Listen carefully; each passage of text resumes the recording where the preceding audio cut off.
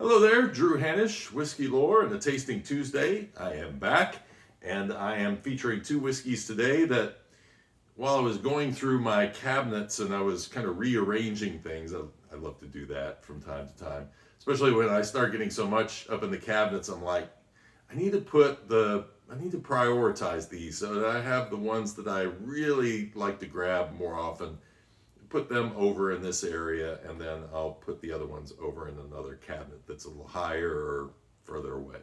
And so two of the whiskeys that I was moving around, I thought, you know what, I haven't done videos on either of these whiskeys, but I constantly tell people about them. And Quarter Horse is one of them. It is a rye whiskey, so we're going to do a tasting on that. And then Riegers, which is a Kansas City whiskey. And so somebody was asking me the other day what my favorite bourbon at the moment is, and I said Rieger, but I was actually wrong because Rieger is a whiskey, not a bourbon. And I will explain that in a moment. It's not because it's not from Kentucky. Bourbons can come from anywhere in the United States. So let's jump into this. Talk a little bit about Quarter Horse and a little bit of its background. You may have done the Kentucky Bourbon Trail and seen a distillery called O.Z. Tyler. It recently changed its name to Green River. The reason it changed its name to Green River is that they finally got the rights to the name from the great-great-grandson of the founder, John McCullough, who opened up the distillery back in 1885. Now, Green River, they use the same logo and everything. This is actually a bottle of Green River whiskey from, bottled in 1916, made in 1910. I was given this during my trip out to California. And what's interesting about this bottle is that Green River, very popular whiskey in its day, one of the biggest distilleries out of Kentucky at the time, actually was known for having the most expensive whiskey in the world because somebody had traded 20 barrels of it for interest in a gold mine in Colorado. So that is how valuable they thought Green River whiskey was. So it had a really great reputation.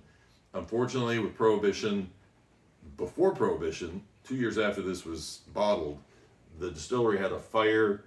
Prohibition came along.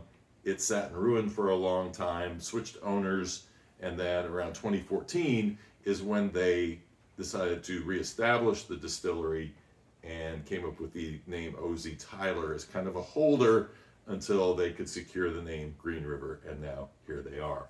So they make whiskey for a lot of different brands as well as their own Green River whiskey and this Quarter Horse.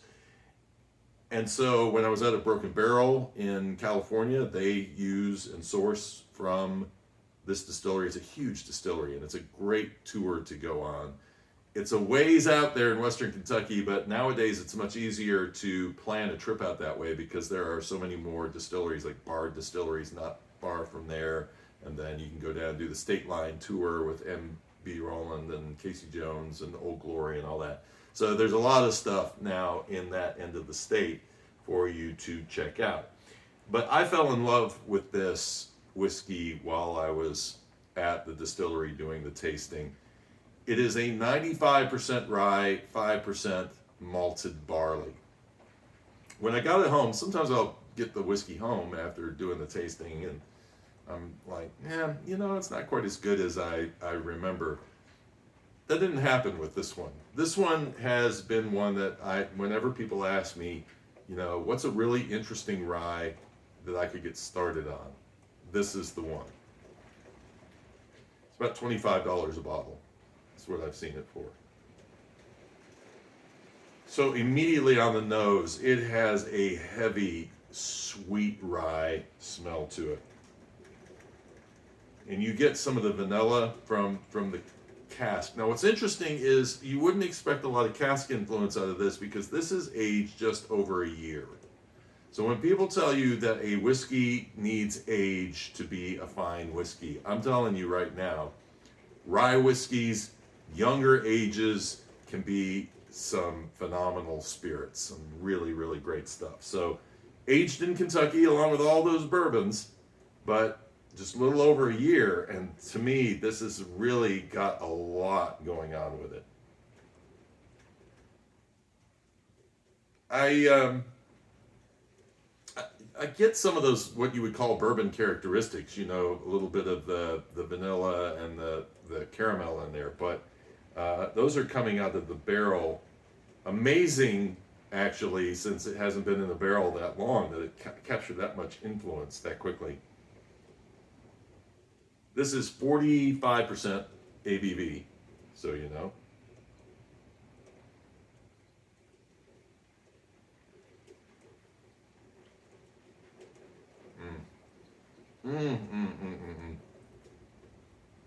This is what I love about this. It starts off with cinnamon. The rye is there. It creates a little pepperiness, but not a lot. Kind of lingers there. It's kind of a grassy kind of a effect that you get out of it. While it's in your mouth, the star of the show is this. It's like caramel corn, creme brulee. It's really, really fascinating. It's got some really nice flavors and a nice mouthfeel to it. A year, I'm telling you, a year in the barrel, and somehow this turns out, they gotta be lying. So when you put your nose back to it, you start getting a little bit more of an earthy kind of a scent that starts to pull out of it. Yeah, I mean, it's that grain, that rye grain really stands out a lot more after you put your nose back to it. It's so pleasant. Such a pleasant nose, and definitely the middle is awesome. The finish,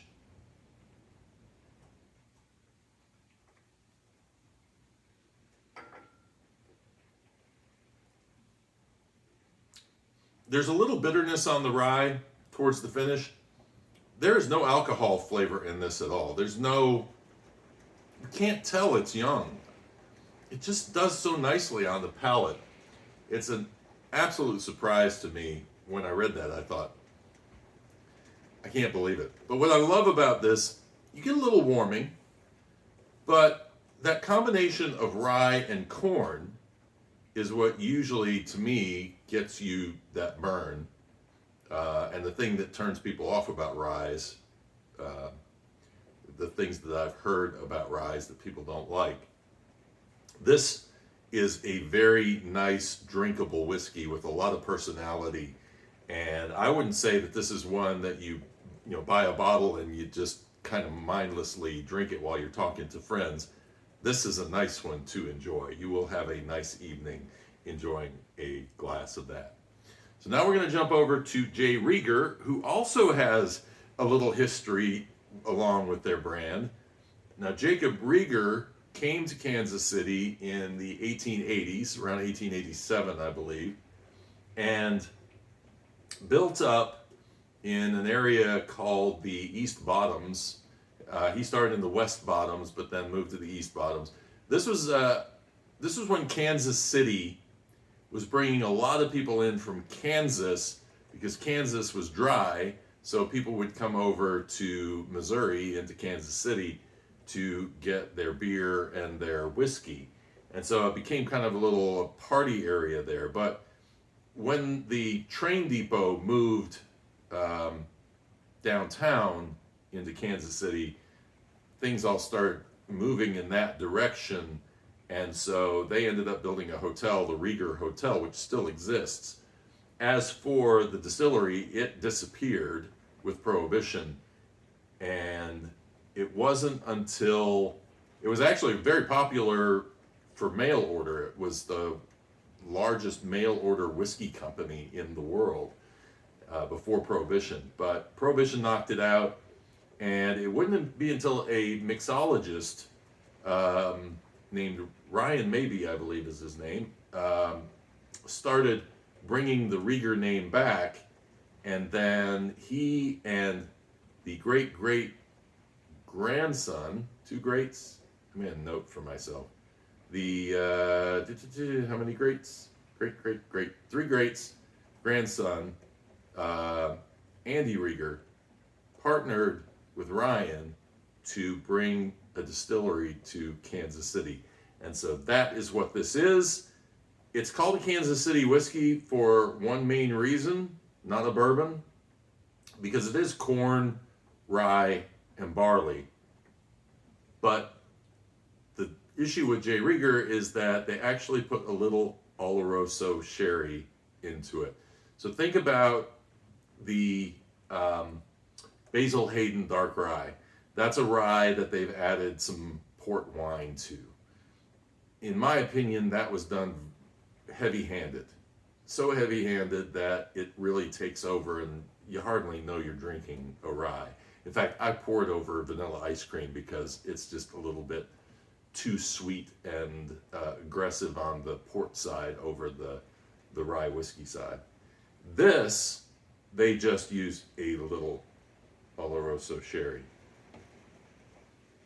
So, and it's a cool tour, by the way. If you're ever in Kansas City, I would highly suggest going out and going to J. Rieger and do your tasting. You do a tour. You get to see the Dave Pickerel still house. His hands were in so many of these craft distilleries, and the spirit that they've come up with is fantastic. They have a museum in there too, and a restaurant on the second floor, and you can actually take a little slide down from the second floor to the first floor.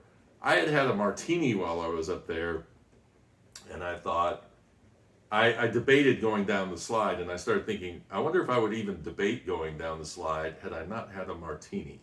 I probably would have just walked right by it. But, all right, so this is 40% ABV.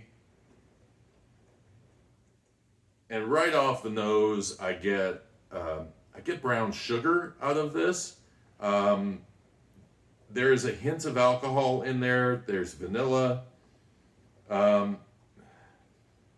The most interesting note I got out of it was like peanut butter and jelly. You get like a peanut butter and jelly out. So a lot of fruit, I think, coming through that Oloroso. Although usually Oloroso sherry tends to influence more towards dark fruits rather than the more sweet and vibrant fruits.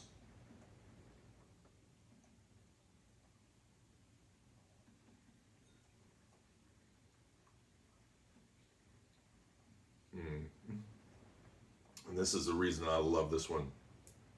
Vanilla ice cream.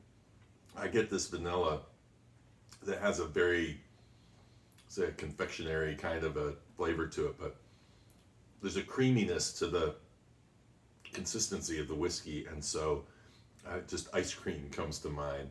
There's a hint of smoke in there, and what's fun is when it gets to the end, it's like strawberry jam. It's like on the nose and on the finish, I'm getting that strawberry jam. And so it's really interesting for an Oloroso sherry to give that kind of an influence to this, because again, I would expect it to be more of a dark fruit rather than a strawberry, but I get kind of a strawberry out of it. And that brown sugar is there as well. More of the oak and the smoke come out of it on the nose when you've had a sip out of this. So I love both of these whiskeys, and if I have to go drive to buy them, I will drive to buy them because I would love to keep them in my cabinet at all times. And if you're over at the house and you say, give me something that's a great value whiskey, I'm going to turn you on to the Quarterhouse.